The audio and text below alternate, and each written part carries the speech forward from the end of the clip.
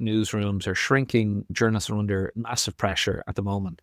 It is true that the corporate media departments have the lion's share of, interest, because what they tend to do is market moving. And as a result, if they do have an announcement, it can tend to land, provided that of significant news value.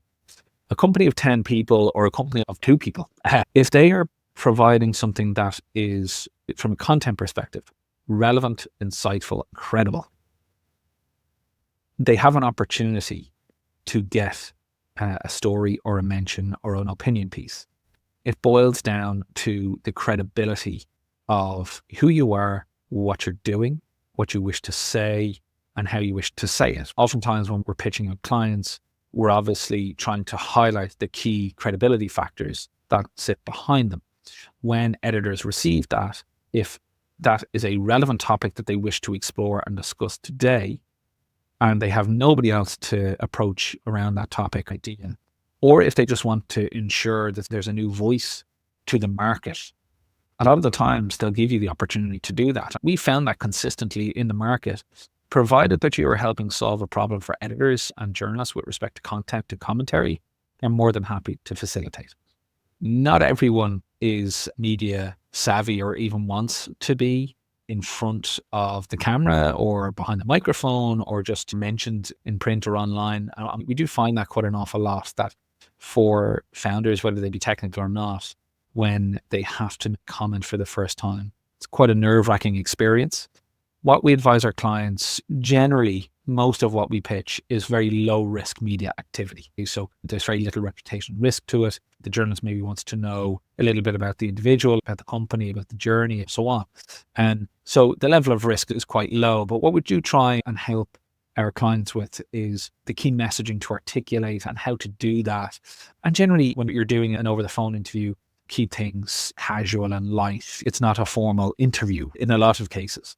Now, when you go up the ladder, when it comes to higher tier media opportunities, and also if the topic or the story itself is maybe of a more sensitive nature, you probably have to be a little bit more disciplined in your messaging. And so we provide kind of one-on-one media training for those scenarios, whereby you can be briefed on particular outcomes, particular sensitivities, things to watch out for.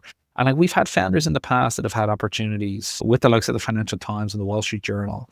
And one flippant comment can scupper that opportunity, saying something like, oh, yeah, I'm not an expert in this space, because that undermines the journalists themselves who've taken the time to talk to you as an expert. At the higher end of the scale is giving a story away that you didn't mean to. So we've had founders in the past that have accidentally announced a funding round or a strategic partnership or even a new fund with a venture capital client who announced a new crypto fund by accident in an interview. And there's a lot of damage limitation work then that has to be done thereafter, because journalists, if you tell them something, they are free to write about it. That's the general.